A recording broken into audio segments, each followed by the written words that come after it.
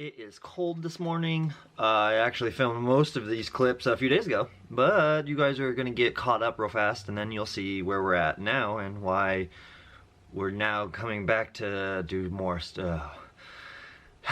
Just catch up and get ready for fun.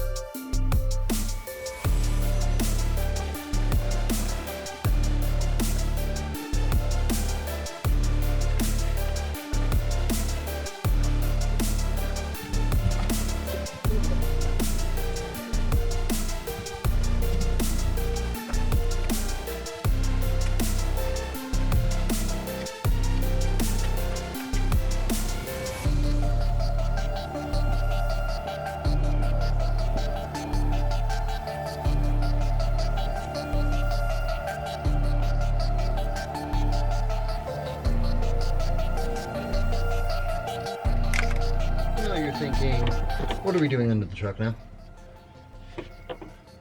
Why does it look like up behind my head the transmission cooler is mounted up there? I'm gonna go ahead and, just use my creative genius decided that I didn't necessarily want it to be up in the bed. There's a whole bunch of stuff in the bed already, a battery, fuel cell. We don't need to crowd it all up there. Blah, blah, blah, blah, blah, blah, blah. I'm such a damn liar. Some idiot bought 10 feet of dash 6 thinking it's a short truck. Transmission's right there, bed's right there. 10 feet, cut it in half, 5 feet, 5 feet, that'll make it in the bed. That idiot was so wrong because it did not. It didn't even get close. I mean, it kind of got close actually, and I'm not mad. Down here is actually a cool little spot. I keep saying actually a bunch because I'm frustrated, and as usual today has turned into a video of me on Struggle Street. Installed the little bracket, that went great. Locking everything up, realized, oh, I don't have enough line to get where I want to be. So, changing it up. Let's see, oh, and I bit my lip, Jesus. It's going to be impossible to see, but the lines come, they go under the transmission. I'm going to throw a P-clamp over here probably, and brought those out with self-tappers and stuff. But we got the thermostat. Let's see, can you see the thermostatic switch right there? The zip tie is just kind of holding everything so I know where it goes. Comes up to that. I got the power cord down here. We're going to go ahead and get that wired up in a minute. You notice I was just doing some wiring actually on the old fuel pumps. And this, let's see, was all unneeded slack. It's like 2 feet. So went ahead and while I was down here, threw new ends on those fittings on those wires. Now that I made a huge mess in a rush to clean everything up because I am actually getting to run and grab the driveline for this thing. And a place down in Vancouver, Classic Auto Parts, they actually have a hood, which I keep forgetting kind of need to cover this. And I am slightly worried about that guy being a little bit too tall. By the looks of it, everything should clear. Obviously that goes down. We're gonna go ahead and grab a battery, throw the battery in this thing real fast, and then while we're getting the battery in here, which thankfully I was smart and charged, get the battery into this truck. I'm gonna need 2 hands to do this. I'll be right back. Caught up, and we actually know where we're at. I did run down and get a driveline actually. Took some spare parts, aka a driveline from the truck that I got when it was 4L80, etc. This is a spare driveline I have. This is the Duramax driveline. I have a lot of drivelines just laying around always. But we did get a new to this truck driveline made with a cut down 4L80 yoke, new U-joints, down to a new 3R rear U-joint. It is obviously a dirty old driveline that I had cut, rebalanced, and reworked for the truck. You're thinking, oh, the driveline, yes, he means we're getting ready to test drive it. Not so much, because actually that's why the driveline's not in the truck. We got something to talk about. So, I was just smashing a bunch of stuff out, trying to get ready to do a first test drive. I wanted the first test drive to be just a nice, you know, cruise it around and then just full send a set of tires off the back of it. I did get an upper radiator hose on this thing. I got everything clamped down. There's actually, if we move and get this stupid cap off, there's, oh, it's because I actually warmed it up and it sucked it down, but there's water in it and everything. I have a belt. I mean, yeah. It ran. I bet you. Wait, hold on 1 second. Hey, look. The battery's still plugged in. What are the chances that I go like this?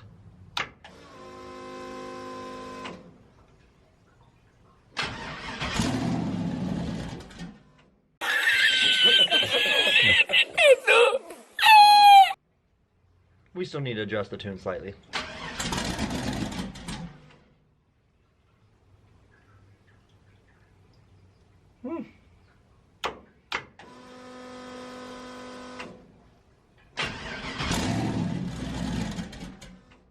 We need to adjust the tune.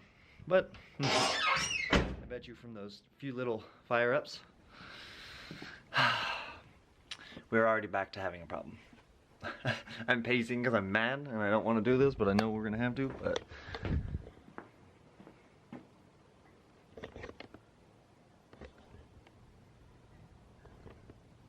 it's not a good sign, is it? So if we follow this wonderful mess, oh yep, there's already fresh strips. So we'll grab a flashlight, we'll grab a creeper, and we'll go find out. So, try not to blind me and you guys. Sliding down here, I haven't actually looked to see what the problem was, but I know it's a problem that's gonna require pulling the Turbo 400 back out. So, yeah, that's today's video. But let's find out what's wrong.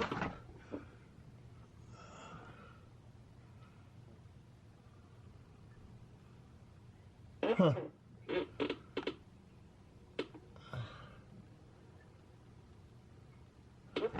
Is it leaking from the pump, or is it just leaking from the converter seal? I can't tell. I think it's just the ooh, it dripped onto the camera. That's on the lens. Yeah. Oh, it did it again. God damn it. This thing is just a dripping mess. But if we look up under here, I don't know if you guys are going to be able to see. It is the converter seal by the looks of it, because it's running down the pump. I don't know if you guys can see this here. Let me flip the screen down so I can see what you're seeing. Yeah, if you look up there, it's running down the actual pump. So, converter seal. That sucks so bad.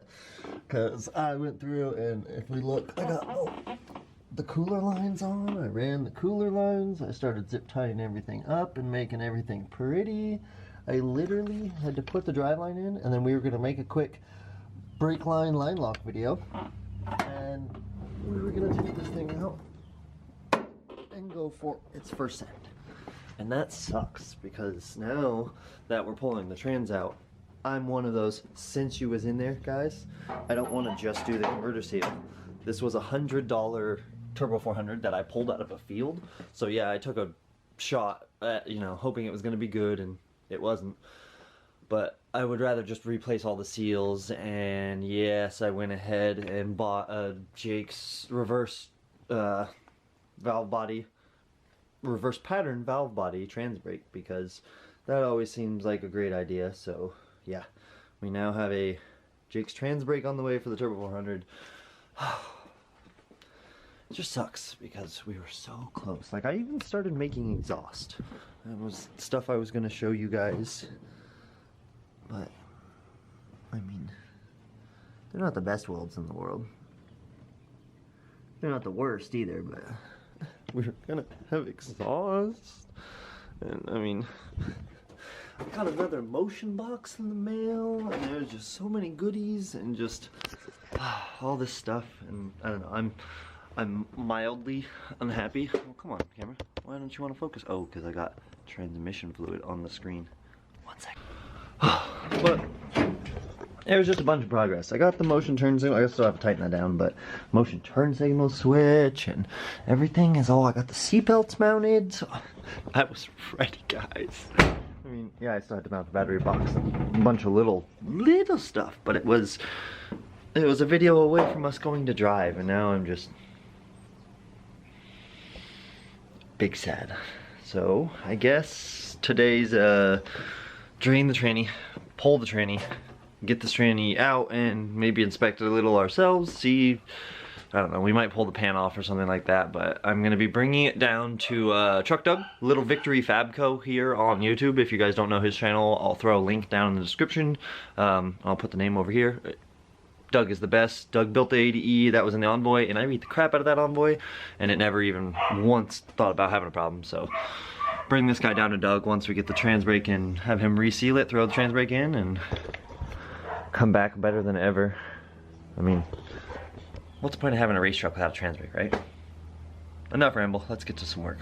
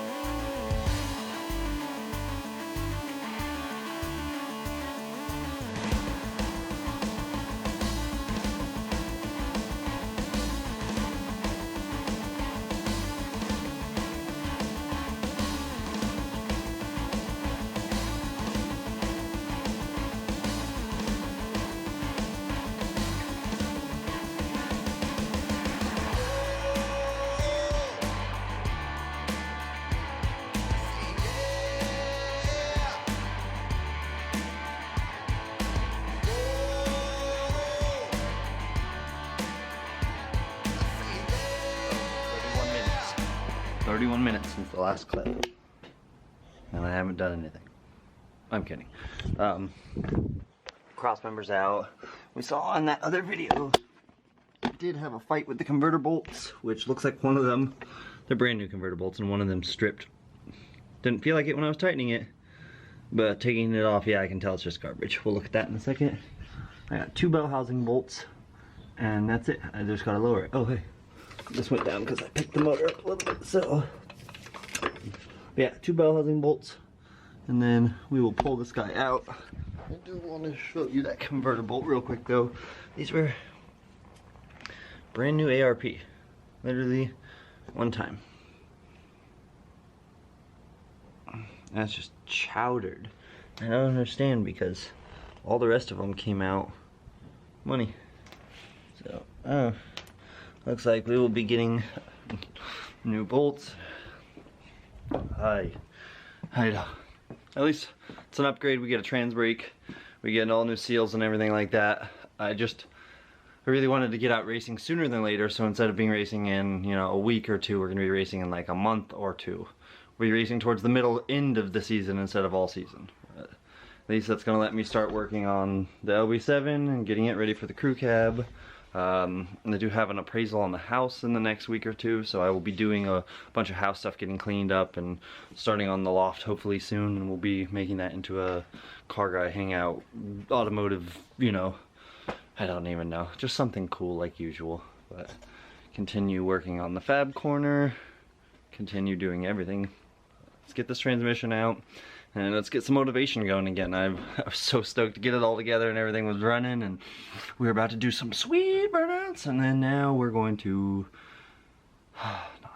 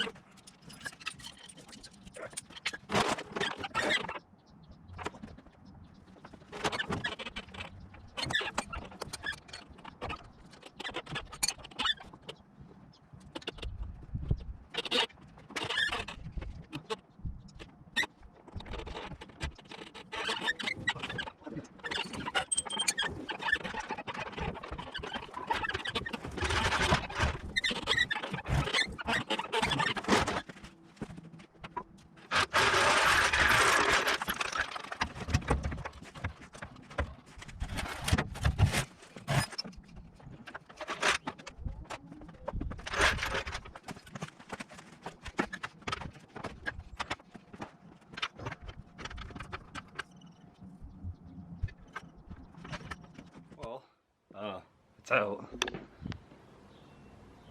I can't necessarily say that fluid is what the fluid is looking like because that pan was dirty already, so. But I mean, it looked great.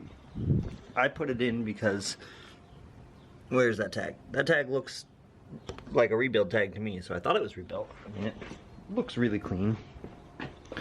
Looking at that seal, it may have been a new seal, but now I'm starting to realize if you really look in there, it's actually the perfect diameter. Like it fits, it doesn't actually lean in like they're supposed to. It's actually the perfect inside diameter of the bore. So it's been used up pretty good. But also, I do see a little bit of wetness in here, so maybe the pump itself was leaking. It's all dry up here and all nice, and you see that looks brand new. There's, I mean, markings that I've never seen on a Turbo 400.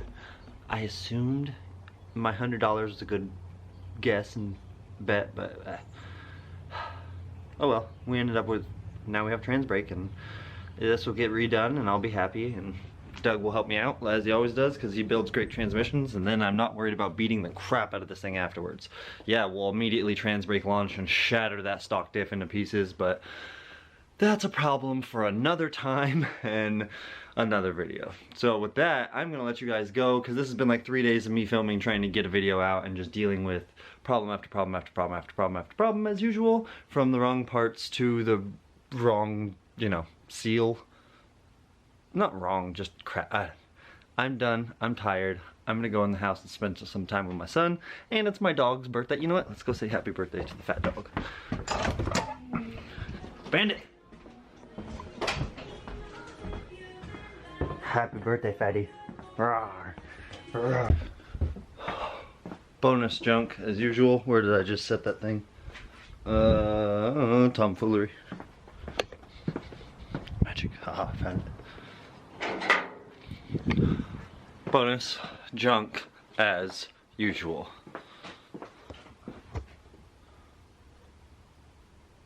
You see that? It's the oil dipstick. The engine oil dipstick. Looks like it's been chewed on by a beaver. We come over here to my spare block from the Envoy, and you see that the oil passage comes through to the windage tray.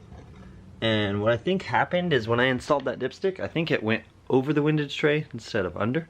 And I think the counterweight for the crank grabbed the dipstick and was chewing on it.